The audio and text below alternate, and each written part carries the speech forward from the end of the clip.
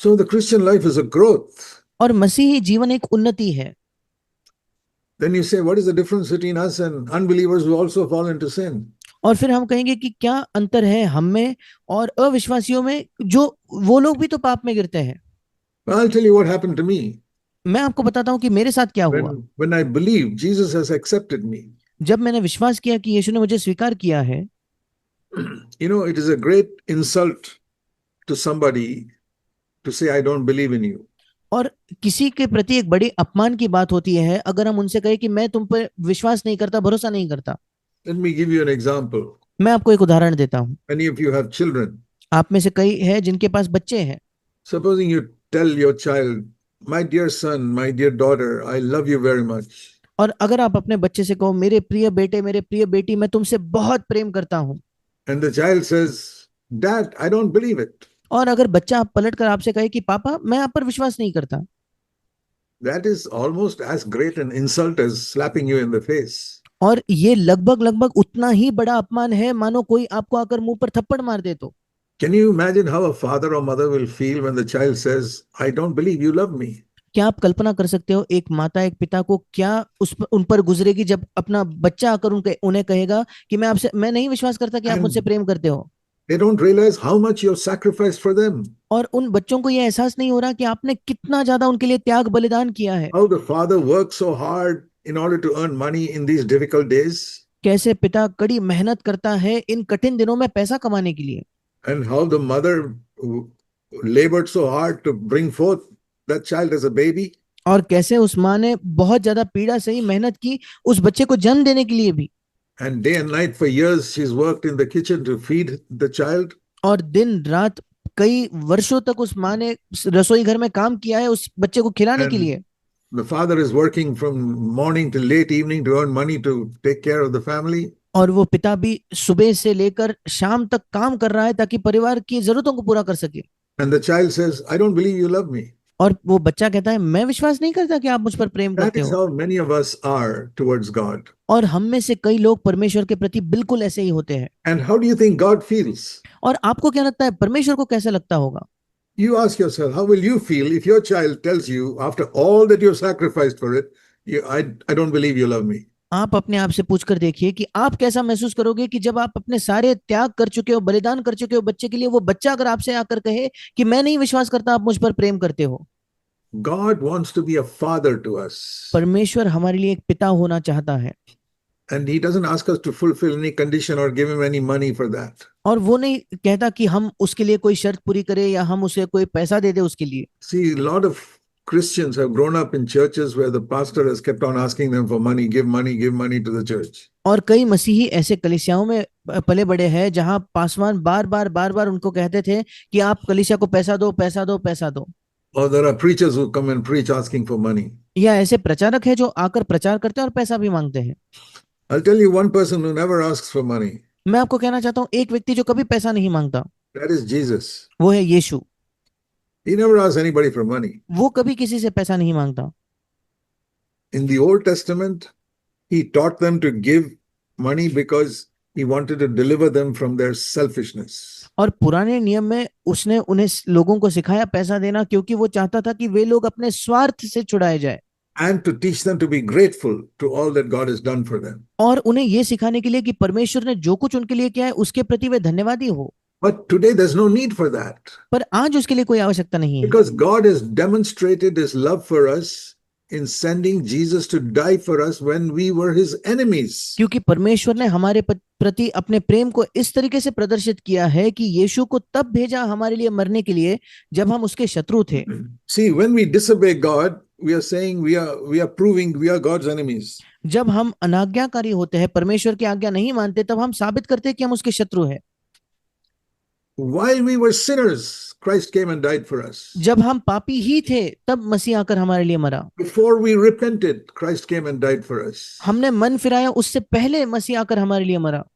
So it is not we who showed our love to God first, but he showed his love for us first. और इसलिए हम नहीं हैं जिसने परमेश्वर के प्रति अपने प्रेम को पहले दिखाया, बल्कि उसने उसके प्रेम को पहले हमारे प्रति प्रदर्शित किया।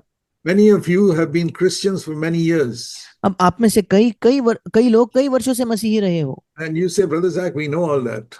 और आप कहते हो कि भाई साहब हम तो ये सब जानते हैं, But I found that many people are not gripped by the truth that God loves them intensely. पर मैंने देखा है कि कई लोग इस सत्य से जकड़े नहीं जाते कि परमेश्वर उनसे बहुत ज्यादा तीव्र प्रेम रखता है And is ready to forgive them everything. और परमेश्वर उनको सब कुछ क्षमा करने के लिए तैयार है। I would say to you directly to your face, मैं सीधे तौर पर आपके मुंह पर यह कहना चाहता हूं, I believe that many of you listening to me, probably most of you listening to me, are not gripped by the love of God for you. और मैं विश्वास करता हूं कि आप में से कई जो मुझे सुन रहे हैं या आप में से कई लोग जो मुझे सुन रहे हैं वो इससे जकड़े नहीं गए कि परमेश्वर आपसे प्रेम करता है। Say, how do you say that? और आप कहते हो कि आप कैसे ये कह सकते हो भाई? I've seen so many believers and I've seen my own life. मैंने कई विश्वासियों को देखा है, मैंने अपने खुद के जीवन को देखा है।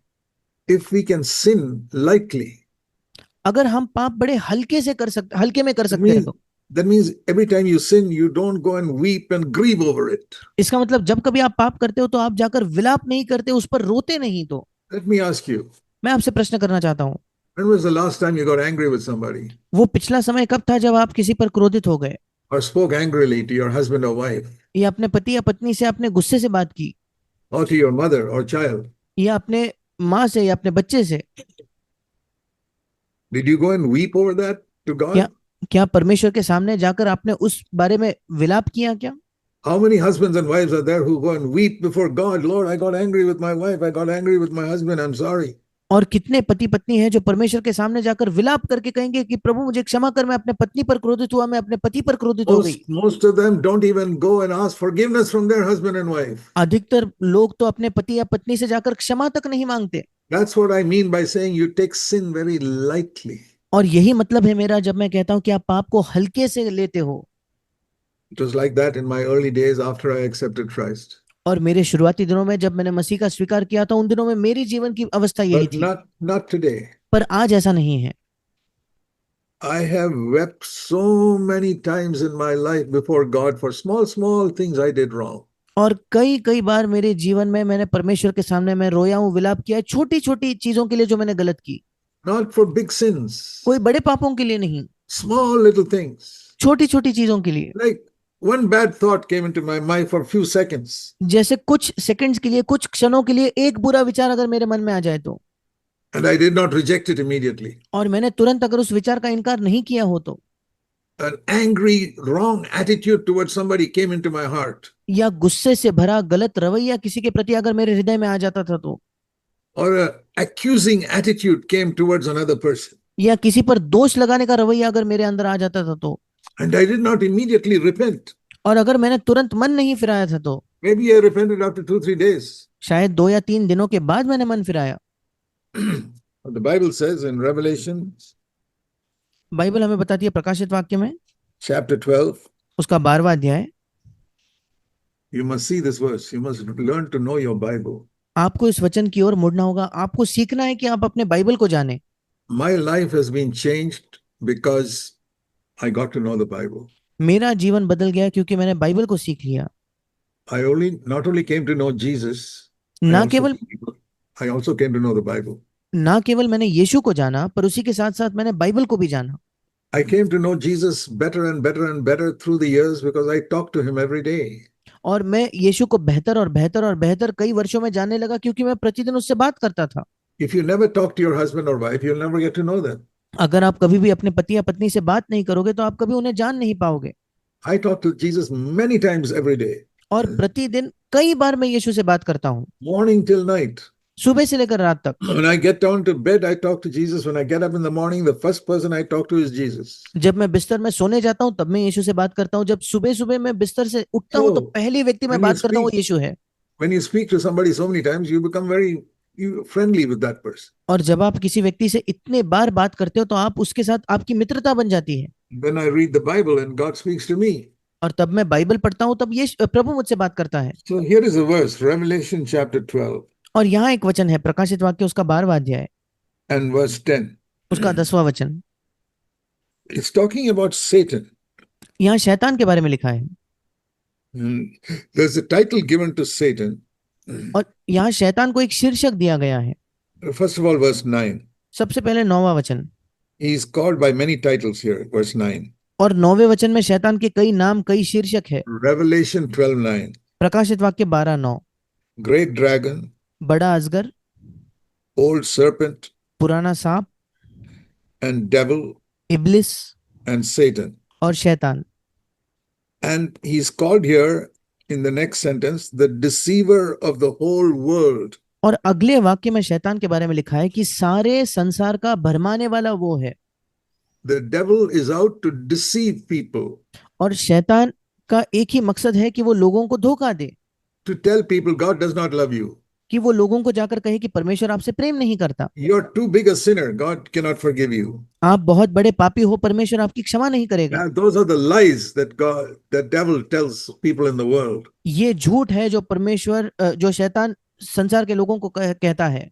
Or this situation is too difficult and God cannot help you here. या जब शैतान आपसे कहता है कि ये परिस्थिति तो बहुत कठिन है, यहाँ परमेश्वर आपकी सहायता नहीं कर सकता। Or another lie he tells is you've committed too many sins. God won't forgive you. या दूसरा झूठ शैतान कहता है कि आपने इतने पाप किए हैं कि परमेश्वर आपको क्षमा नहीं करेगा। Or he tells some believers like this. या कुछ विश्वासियों से वो ये कहता है, Yeah, 1,000 times you said you will not do that again. देखो 1000 बार तुमने कहा कि तुम फिर ये पाप नहीं But करोगे, you still came and did it. पर फिर भी तुमने लौट कर वही पाप किया। God cannot love you. अब परमेश्वर तुमसे प्रेम कर ही नहीं सकता। That is a lie. ये एक झूठ है। Even if you did that same sin 100,000 times, अगर तुमने वही पाप अगर 1,00,000 बार क्यों ना किया हो, 100,000 times, 1,00,000 बार क्यों नहीं किया हो, same sin, वही पाप all your life, आपके जीवन भर, and you come to Jesus and say, Lord, I'm sorry. और आप यीशु के पास आकर कहते हो कि प्रभु मैं क्षमा चाहता हूँ, You died for me. तू मेरे लिए मरा, Forgive me. मुझे क्षमा कर। He'll forgive you not tomorrow, but immediately. वो आपको कल नहीं क्षमा करेगा, वो तुरंत आपकी क्षमा करेगा। Now you may say, well, like that way, a lot of people will take advantage of the Lord and keep on committing sin and keep on asking for forgiveness. और फिर आप कहोगे अगर ऐसा है तो कई लोग प्रभु का फायदा उठाएंगे और पाप करते ही रहेंगे और क्षमा मांगते ही रहेंगे। Don't worry about them. उनकी चिंता ना करें। But you're not like that. पर आप ऐसे नहीं हो। You are really sorry when you commit sin, right? आप वाकई बुरा महसूस करते हो जब आप पाप करते हो, ऐसा नहीं है क्या? Otherwise, you won't be sitting and listening to me today. अगर ऐसा नहीं होता तो आज यहाँ बैठकर आप मुझे सुनते नहीं। I believe, I don't know all of you, but I believe you're really sorry for the sins you've committed in your life. मैं विश्वास करता हूँ, मैं आप सबको जानता तो नहीं, पर मैं विश्वास करता हूँ कि आप सब शर्मिंदा हो या बुरा महसूस करते हो जिन पापों को God अपने knows जीवन में that. किया उसके लिए, और परमेश्वर ये जानता है। But God knows you're weak, and that's why you fall so often. और परमेश्वर जानता है कि आप निर्बल हो, इसी वजह से आप कई बार गिरते हो। He's ready to forgive you वो आपको क्षमा करने के लिए तैयार है, any number of times. कितने भी बार क्यों ना हो। Because when Jesus died and shed his blood on the cross, क्योंकि जब यीशु मरा और अपने लहू को क्रूस पर बहाया, we read that a soldier pierced his heart and all the blood flowed out. और हम पढ़ते हैं कि एक जो सैनिक था उसने उसके हृदय को छेदा और पूरा लहू बह निकला था वहां से, And all the blood flowed out from his body. और उसके शरीर का पूरा लहू बाहर बह चुका था। And there was, in our body, there's flesh and bones and blood. और हमारे शरीर में मांस होता है, हड्डियां होती है और लहू होता है। But when Jesus rose up from the dead पर जब यीशु मसीह मरे हुओं में से जी उठा and he appeared to his disciples, और जब अपने शिष्यों को वो प्रकट हुआ, they did not believe that it was really Jesus. उन्होंने ये विश्वास नहीं किया कि वाकई वो यीशु है। And you know what Jesus told them? और क्या आप जानते हो यीशु ने उनसे क्या कहा? Don't you see I have flesh and bones in me? और उसने कहा क्या तुम्हें नहीं दिखता कि मेरे अंदर मांस और हड्डियां हैं? Blood was not there. और लहू वहां नहीं था। We say we have got flesh and bones and blood. हम कहते हैं कि हमारे पास मांस है, हड्डियां है, लहू है। But when Jesus appeared, you read that in the Gospels, when Jesus appeared to his disciples, he said, I've got flesh and bones. Can't you see me? पर जब यीशु प्रकट हुआ शिष्यों को, तो यीशु ने कहा क्या अब तुम देख पाते हो मेरे अंदर मांस है और हड्डियां है? He said that in Luke 24:39. और लूका 24 उसके 39 में यीशु ने ये कहा, I've got flesh and bones. मेरे पास मांस है और हड्डियां है। What happened to his blood?